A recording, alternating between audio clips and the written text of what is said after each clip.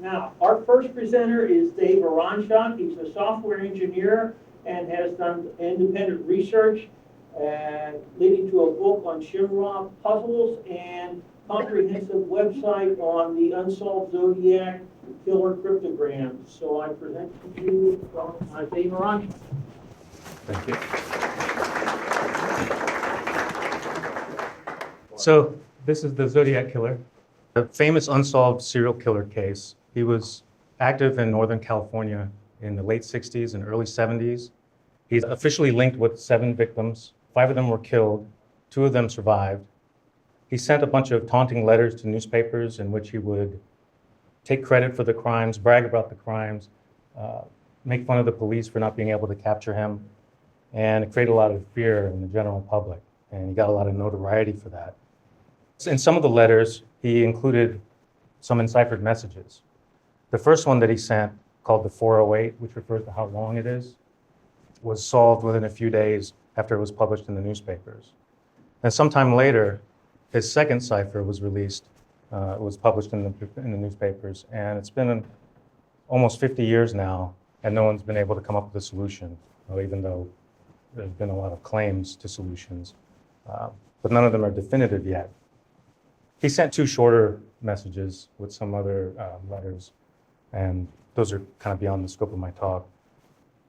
So during all that time, people have been investigating this cipher, trying to come up with clues, and they've come up with a lot of different ideas and interesting observations about the ciphertext. What I've been really interested in is trying to figure out which of those clues are good clues and which of them are bad clues, because there sure are a lot of bad clues. Different people looking at the ciphertext will see completely different things based on whatever ideas they're bringing to it, whatever their background is, their expertise, and their personalities. It's a lot like looking at a Rorschach test. The Rorschach test is an old psychological test where patients are asked to look at ambiguous shapes and to describe what they might see. So some people will look at this and see a bat or a bird or 2 elephants, a butterfly. The ciphers are kind of similar. People look at the ciphers and they see things that may or may not be there. This is a psychological phenomenon known as Pareidolia, where you're looking at, like, say, a cloud and you see a face or an animal in it. This seems to happen a lot with the ciphers. Here's an example of how 2 different people could see 2 different things. One person might be interested in a suspect named Tom. They think somebody named Tom is the Zodiac killer. So they'd be really interested to find the name Tom in the ciphertext there on the left. Another person might have a suspect named Fred in mind, in which case they would be interested to find the name Fred written that way in the ciphertext. Someone else might think that the Unabomber is the Zodiac killer. Some people actually do believe that. There's some similarities between the Unabomber case and the Zodiac case. And the name's pretty convoluted in there, but there it is. Somebody who's into the idea of him being the killer would be very interested to see the name in there. And this was a joke that went out of hand pretty recently, that U.S. Senator Ted Cruz was the Zodiac killer. He wasn't even born yet when the killing started, but it went viral. It was all over the news. And he actually tweeted about it recently. He made like a self-referential joke about it. He posted the 340 cipher on his Twitter feed in response to somebody as a joke. So he finally owned it. But yeah, his name's in there. You can find his name too. So that's probably a bad clue, right? When you find a name in the cipher, it's not a great clue. Otherwise, you could prove that Ted Cruz is the Zodiac killer, which you may or may not want to do. So there's other ways to test for bad clues. One of them is the shuffle test, where you take the symbols from the ciphertext and you rearrange them in a random order. You shuffle them like a deck of cards. And this gives you a brand new reordering of the symbols. And then you test the feature that you're looking at. If it's a name, you look for names. So we find that when we do shuffle tests for names, they pop up all over the place in random shuffles of the ciphertext. So that's a bad clue. So when I'm talking about bad clues, I tend to call them phantoms, because they're not real. They're the things that you're seeing in the cipher that aren't real. And features are things that may tell you things about how the cipher is constructed, or may give you hints to what the underlying plaintext message might be. We can play this game with words too. People have pointed out words that appear in the ciphertext without having to do any kind of encryption, so you treat it like a word search. So in the upper left there, you have the word her. In the second line, you have the word body, but there's symbols in between. The word die in the middle, written backwards, and FBI written diagonally. So you can do the shuffle test for those too, and find that just about every shuffle will produce a pile of short common words. But in the lower right, you can see something that looks like the signature of the killer. It looks like the word Zodiac, even though it's spelled a little strangely. It has a triangle for the D, and it's AIK instead of IAC.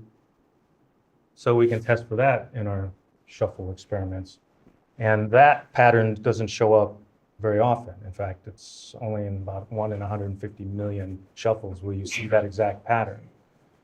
But you have to be careful because there's all sorts of ways to spell the word Zodiac. If you're going to recognize it in the cipher, it might be spelled correctly. It might have different symbols in it.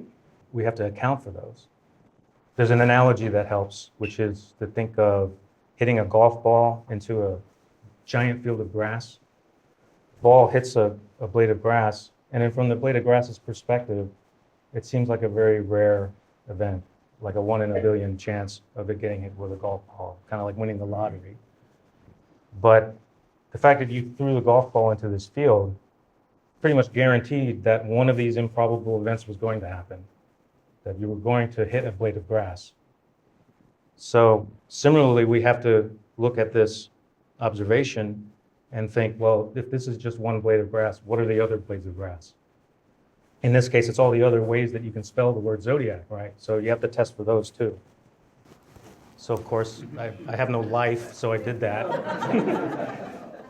And so I came up with all, I tested for a lot of different variations.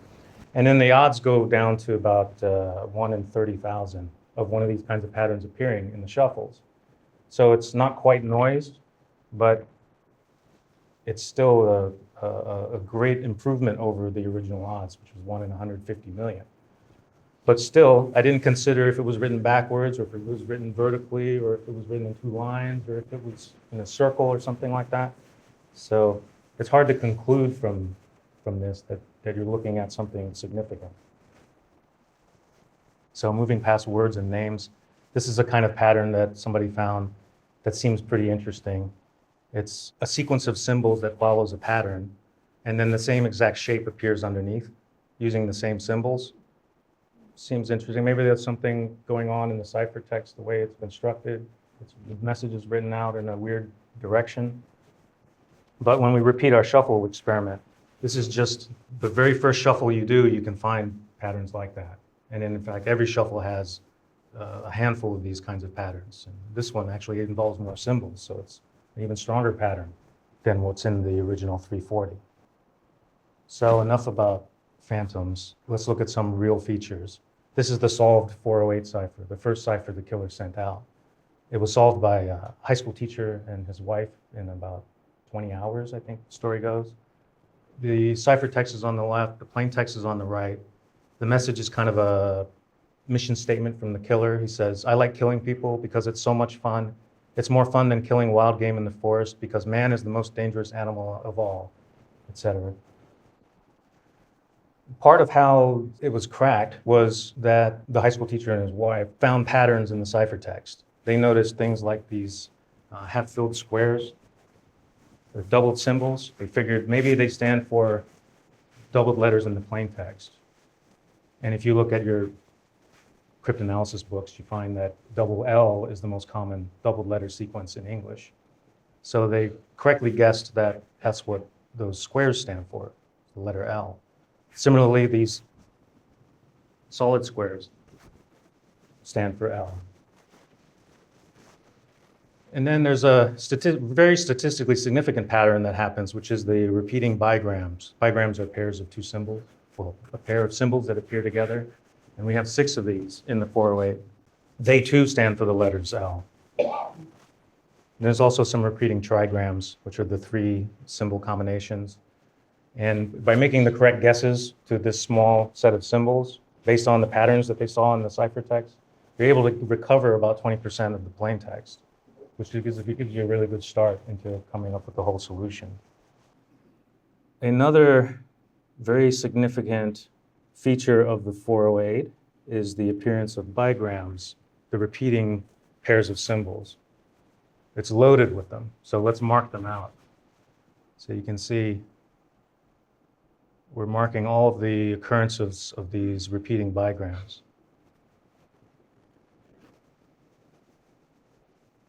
The reason that there's so many of them in the 408 is because the underlying plaintext has a lot of repeating bigrams in it. So it's a pattern from the underlying plaintext that's peeking through the symbol substitutions, and you can see that in the ciphertext. So if you do a shuffle test on this observation, you find, well, what I found was that even after 500 million shuffles, there were never any randomized ciphers that had nearly as many repeating bigrams as what we see in the 408 solved cipher. So we can run a similar test on the 340 to look for the bigrams. What we find is that in the 340, there are not as many. So there are quite a few spots in there that don't have any repeating bigrams. We expect that there would be more. If you come up with test messages that are very similar to 340 statistics, you find that you would have more bigrams on average. And if you do a shuffle study, you find that about 1 in 9 randomized ciphers has as many or more bigrams as the 340, which means the repeating bigrams observation in the 340 is statistically insignificant. Right? Compare that to the 408, where we never see as many bigrams in the randomized shuffles. So either there's not as many bigrams in the plaintext message, or there's some aspect of the encipherment that's hiding the bigrams, so we can't get to them. Maybe Zodiac purposefully did that to make the code harder to break. There's a manipulation that's quite simple that you can do on the 340, however, that will cause more bigrams to appear. It's called a period 19 operation. So basically what you do is you start at the top and you skip 19 symbols. You skip ahead 19 positions, and then you write down the symbol there, and you work your way down, start back at the top. But basically you're skipping ahead 19 positions each time. And this creates kind of this diagonal reading, and then you end up with a new ciphertext. So we can look for bigrams in this ciphertext, and we find there's a lot more of them. So you get more coverage of these bigrams. And if you do a shuffle test for this, it's about a 1 in 40,000 chance of having this many bigrams in a randomized cipher. So it's a bit more statistically significant than the 340 without any manipulations. In fact, there are other manipulations you can do that make even more bigrams appear, such as taking a horizontal mirror of the cipher, basically flipping it, and then doing a period 15. So you're skipping ahead 15 positions and reading out the symbols that way. So it's a slight variation on the period 19, but it actually bumps the bigram count up even more. So what does that tell us? Well, the manipulated ciphertext still can't be solved either. So it's not the solution yet, but there's some mystery about where the bigrams are. So back to looking at some real features of the 408, some other things that we can look for are repeating fragments of ciphertext. We already talked about the repeating bigrams here. Those are pretty important. But there's these other fragments that repeat, like the WV backwards E GY pattern. Those are very statistically significant when you compare them to random samples. And the reason they're appearing is because the plain text has the word because that repeats, and they're immediately preceded by the E in the previous word. So that's what's causing this pattern. There's another pattern starting with I, and that's happening because the words the most are repeating in the plain text. So these are aspects of the plain text that are peeking through the ciphertext. We can look for those kinds of patterns in the 340 as well. And we find a few. These are 3 of the most significant ones when compared to random shuffles. Maybe they're reflecting something about the plain text underneath. But just as we saw with bigrams, you can perform operations on the ciphertext, manipulate the ciphertext to cause more of these kinds of fragments to appear. So there may be a connection there. nobody knows yet. There's another interesting potential feature in the 340. I've been calling these pivots. They're these trigrams that repeat, and they're connected together by a fourth symbol. And then, so here's a repeating trigram connected by a letter V there. And they're pretty unusual. In 1 in 20,000 shuffles, you can find some pair of patterns like this, not necessarily pointing in the same direction. But if you only count the ones that are pointing in the same direction, you can only find those in about 1 in 200,000 shuffles. Is that a feature of the underlying encipherment scheme? Or is it just misdirection by the killer? Is it just something he drew in to confuse people like me? Who knows? Now, the 408 is a homophonic substitution cipher, which means many of its plaintext letters have multiple symbol substitutions to hide the frequency of the plaintext letters. We can look for patterns in those symbol assignments. For example, he used 7 different symbols for the letter E. And if you mark them all out, since we know what the plaintext is, we can mark all the symbols that stand for E and write them out in order, and you find this kind of cycling pattern in the symbols. Z9W plus ONE. And basically that means he had on his key, he had all the symbols in order for the letter E.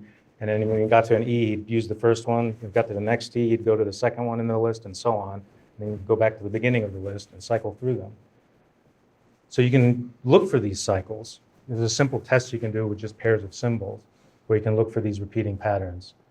Like, for instance, the 408 on the left there, if you look at the letters P and U, they cycle pretty well for the most part. And that's a very statistically unlikely pattern to arise by chance. But in the 340, there's a perfect sequence, backwards L and M, that perfectly cycles. It repeats perfectly, L, M, L, M, L, M. It's not random. So it's a consistent alternation between the symbols. But what we find is while cycles like that exist in the 340, they're not as statistically unlikely as the ones that are appearing in the 408. The 408 has much stronger cycling going on than in the 340. But just like we saw with repeating bigrams and repeating fragments, you can do manipulations of the ciphertext to strengthen the statistical significance of the features. In this case, the cycles are improved when you do this simple swap operation of these rows. So you exchange the yellow rows with each other, and then you exchange the red rows with each other, and you end up with more statistically significant cycles. But this is different than the other operations I was talking about, like the periodic operations, which enhances the bigram count, but it doesn't really enhance the appearance of cycles. So it's a mystery that maybe there's a manipulation that will cause all the interesting features to pop out if they exist in the first place. So that's the mystery, right? Are these reflections of something real going on that we haven't circled around to yet because we haven't discovered the right manipulations? Or are these just phantoms? This is a big open question. This is another observation made by American Cryptogram Association member Bart Wenmakers. He did a Kasiski exam on the ciphertext. And the Kasiski exam is used to discover the key lengths for polyalphabetic ciphers like Visionaire.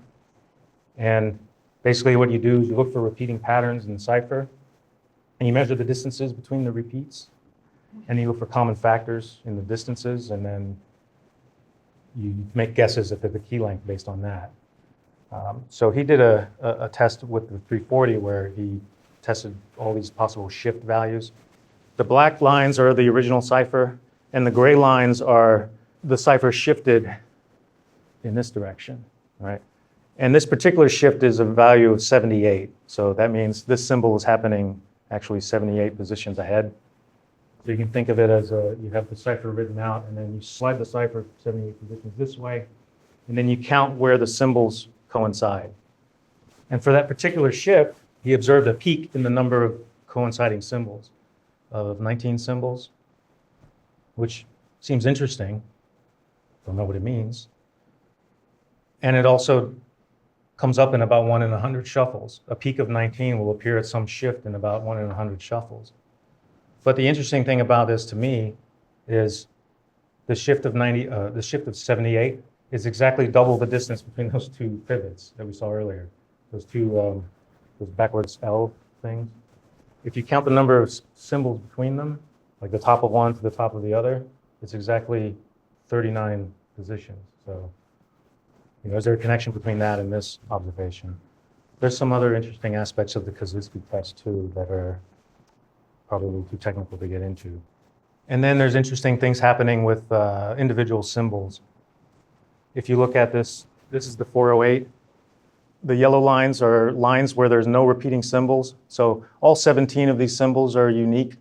There's no repeats.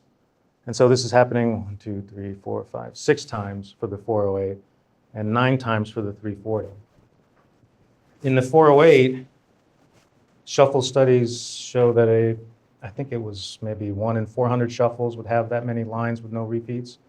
But you have to shuffle millions of times to have that many non-repeating lines in the 340. So the effect seems to be much stronger in the 340, that the individual symbols are spaced out much more than they are in the 408. Typically, when you're doing a homophonic substitution, you're not reusing symbols right away from your key because you're cycling through them in your list. And so you're writing your message out, you cycle through the symbols. Eventually, you come back to that symbol. So it's being like artificially spread out in the distribution in the cipher. But that's being, there seems to be something else going on with the 340 that spreads that out even further because the observation seems to be really significant. There's some other interesting things about individual symbols as well. Like there's a set of symbols that only appear in the top few lines and then the bottom few lines, but they don't appear in the middle. So there seems to be like they have some phobia to the middle part of the ciphertext for some reason. So there's some interesting stuff to explore there with no explanation yet. So I think that's all I have time for. If you want more information, you can visit my site, zodiackillerciphers.com. There's a section on there called Encyclopedia of Observations, which is where I've been collecting all the good and bad clues that I've seen over the years. Also links to different studies on confirming or rejecting the different clues that turn up for the 340. There's a nice Zodiac-related forum on zodiackillersite.com where there's a few code breakers on there that are really working hard on researching some of these leads. And you can reach me at dearanswered@gmail.com or at dearanswered on Twitter. That's it. Thank you.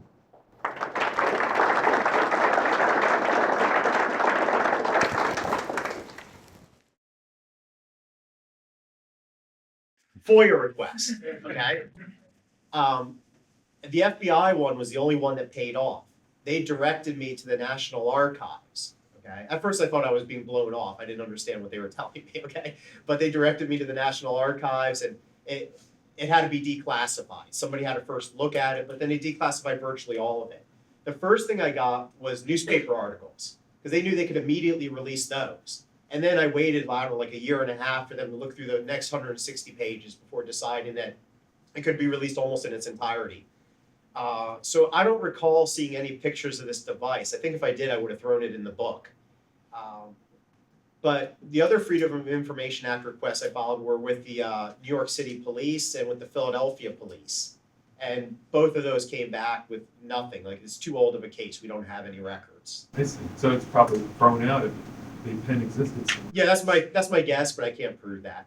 And the paper as well has probably been destroyed? That I don't know.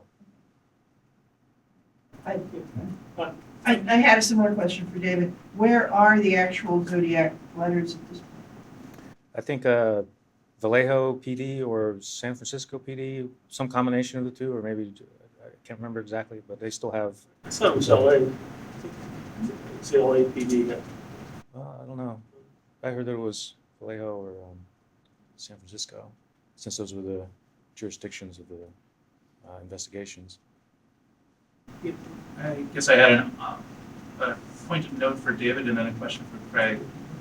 David, I don't know if you saw just this Tuesday, like 2 days ago, there was a show that revealed who the Zodiac Killer was, a fictional show. Yeah, I did. American Horror Story. Yeah. The fact that the Zodiac Killer is still in popular culture is fascinating. It's Bigfoot by this point. Zodiac is just like Bigfoot.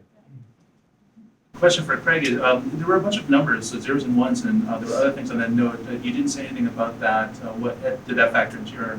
I didn't do any analysis of that. So my problem, I mean, a publisher tells me like, oh, books of 300 pages sell the best. No more than 340 pages. Like, all right, fine. And the next thing I know, I have 600 pages. And I didn't talk about number stations. Like, there are all kinds of interesting ciphers I did not even mention, right? So I'm like, crap, and so in trying to write about scores of these unsolved ciphers, I couldn't make much of an attempt to break them. I just knew that would be a rabbit hole in which I'd never get the project done. So, well, I'll throw out one example. There's a guy in late 1800s New York. He killed his wife. Okay, the jury deliberated for less than 9 minutes and decided he should be hanged, and he was. Okay. And he left behind all these unsolved ciphers. And then comes out that his first two wives also died mysteriously. One drowned, another starved to death, and immediately afterwards, the man hired a cook to prepare his own meals. Okay? So I know there are eating disorders and such, but so he had 3 wives that died. He's convicted for murdering the third. He's probably a serial killer. So his ciphers are well known. Klaus Schmey has blogged about them. Well, in researching that case, I see that one of the ciphers on the back has a translation in Greek. So we have known plain text, known ciphertext, right? That'll be broken. He spoke 6 languages, so we don't know which the cipher was in. But again, a rabbit hole that I can't go down. I don't want to spend 3 weeks breaking this and then like I'm past my due date. It's not like I'm giving birth. In a way, I did, but. Anyway, so that's my excuse for not analyzing those zeros and ones. I needed to move on to the next topic, and I hope people come to me with solutions. Volume 2, solved. Yeah, if you're interested, I think I still have a few copies available somewhere. I have a question for you. In the solved Zodiac message, towards the end, it looked like it kind of degraded a bit and started not following patterns. Has that been looked into and explained at all? Yeah, the last 18 symbols don't, they decode to gibberish, and no one's been able to figure out why exactly. It could be that it's just filler to make the 3 parts of the cipher equal length, because he mailed them separately to 3 different papers, and maybe he was trying to make it less obvious, what the correct ordering was for the 3 parts. But a lot of people also speculate maybe he's got another message in that last 18, and so they've tried anagrams and all sorts of schemes to come up with, Has there been any analysis on using those with the unsolved one? Yeah, to try to identify places where they might be filler. Like there's the last 18 in the 408 has some repeating patterns they look like they're copied directly from above. And there's some regions of the 340 that are kind of like that, where there's like a trigram pattern that's repeating, earlier in the ciphertext. So based on that resemblance, you could suspect that maybe there's a filler section in that cipher as well. Yes, I have a question for Craig. Since the book was published, have you received any solutions or at least good hints, not only for the Ruby case but in general? No, so I've sort of gotten the opposite. He's asking if people have sent me any solutions since the book appeared. So actually, I haven't even received any attempted solutions. What I've received is other ciphers. So as I said, sort of the opposite. So I got more work to do. Good ones? Of course, not any self-made boring ones, but Yeah, so there was at least one I received that I hadn't previously seen. If you remind me, I'll share it with you. You can use it on your blog. yes, sounds good. But I welcome these emails. So I always put my email address in the books, so I'm not hiding, right? I want to hear from people. And if I don't like what they say, I'll still be polite. I have one. Can I do one, then we'll go back? Good I have moderator. one question for Dave. What are the possibilities that the 2 ciphers that we have for that consider the Zodiac ciphers are not authored by the same person? I think the investigators concluded they were written by the same person based on handwriting analysis, and there may have been some other physical evidence that links them together. I'm not sure, but Well, they're block text. block text. You mean to do the handwriting comparison? It would be just based on that. Well, it came with a letter, so there was other things to compare. Like there was a handwritten card. Well, there was a card with his handwriting on it, and he was like introducing the cipher and saying, "You better publish it, or I'm going to get lonely and do my thing." So he was like threatening the newspaper to extorting the newspaper to publish the cipher. There are So later it was- copycats that said ciphers. Yeah. So And also, I just also follow-on questions. What are the possibilities, you kind of alluded to this a little bit, that the second message was was unbreakable, wasn't meant to be broken, it was said as a joke because there was a, could be. yeah. Yeah. Well, yeah. That's definitely a possibility. That's a great explanation for why we can't solve it. And there are other options like he may have actually tried to make a real message, but screwed it up with the encipherment scheme he was using. That's happened before, like BTK. He screwed up the encipherment of the little message that he sent with one of his correspondences. And there was another case like Get that that too. right? That's right. You wrote the paper. Well, I basically have two questions. The one is one I discussed with Bianca recently. Which are, in your view, the, let's say, three most important one, or the unsolved ciphers in your book? And the other one would be, which one would you recommend to address first, or where are the chances the best to get a solution? Yeah, so if I had to pick three favorites, I mean, there's so many different criteria for deciding what makes it a favorite. I like the Rubin case a lot because it feels brand new. I like the Henry DeBosny's case. He's the fellow that I think murdered 3 wives because I think it can be solved quickly. So those are two of my favorites. You want to chime in with yours while I'm thinking about what might be the third? The favorite unsolved ciphers. Yeah. If I wasn't working on the Zodiac, I'd get sucked into the Voynich rabbit hole. Yeah. That one's been around for a few years. The Voynich manuscript, an entire book of potentially enciphered text. Or an alien diary. Some people believe that. Just a quick question for Mr. Orchett. You add all the letters and symbols in the Zodiac Killer's cipher. How many are there? How many different symbols? In the 408, there's 54 unique symbols, and in the 340, there's 63. So we added a few more for the 340. So it hides some of the features because there's more symbols.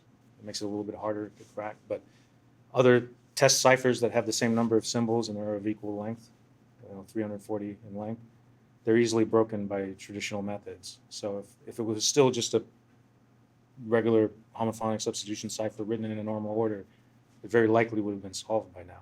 So there's either something's going on that we haven't discovered yet, or it is just a gibberish. It's just he's just screwing with people, and succeeded with that.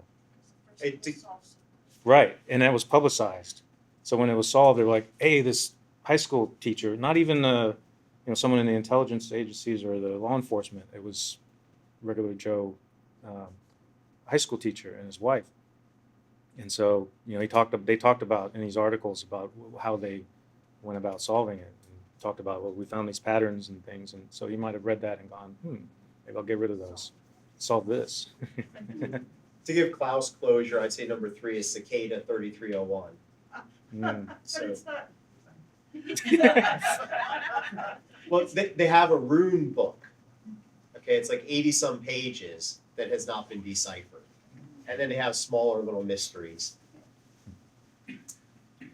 That's on your list of encrypted books, right? Yes, Yeah. I know. Oh, interesting answer. With the Zodiac one, you said that there have been some attempted solutions, but that you know them to not be accurate. How can you know that one is not accurate, and can you elaborate more on that? Well, if you look at those solutions and you compare them to the solution for the 408, when you look at the solution for the 408, it's very clear that it's correct because you don't have to go through a bunch of convoluted steps to get to the answer. You're just substituting the key, just coming up with the letter assignments, and then you've got this long message that comes out of nowhere, basically, and it makes sense. The solutions that I've seen for the 340 tend to be a lot more convoluted, And usually you can use the same techniques that the person who's making the claim uses. If you use the same method, you can come up with alternate solutions that talk about completely different things. And so that kind of weakens the case for those solutions. But some of them might be on the right track and we just don't know it yet. So we should at least be open to the different ideas that people bring, even if they seem crazy. Is there any purpose for this continued research other than just sake of curiosity? That's a really good question. Let's just move on with our lives. Well, it still turns up every now and then. We have very secure methods of sending messages now. Mathematically strong encryption, but we're still saddled with these like old messages that turn up now and then that people haven't been able to crack.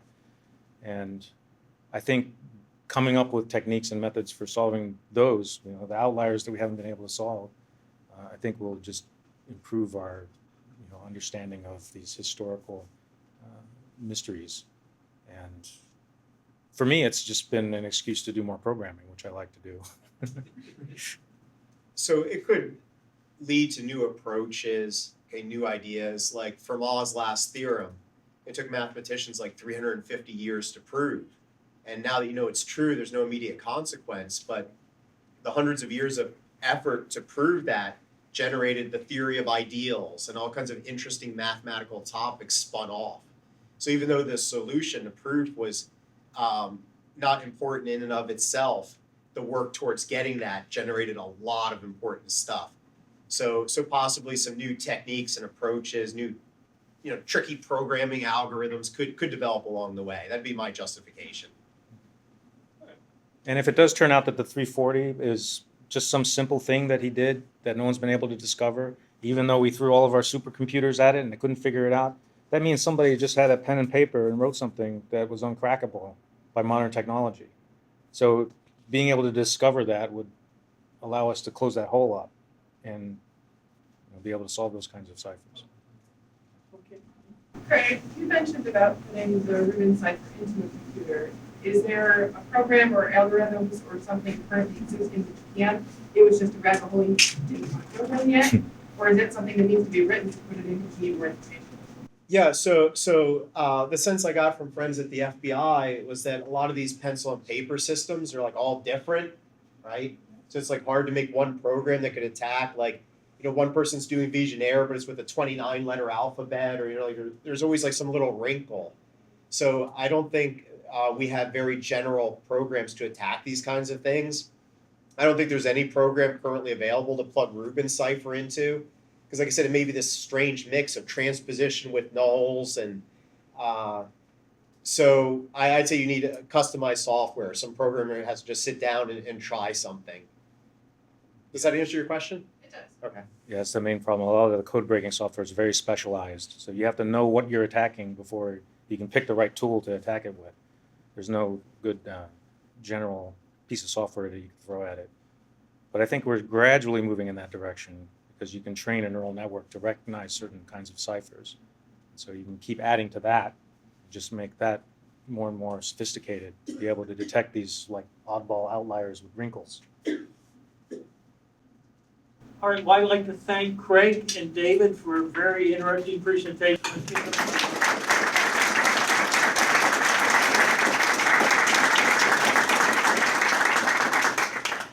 Thank you, Dave. Thank you.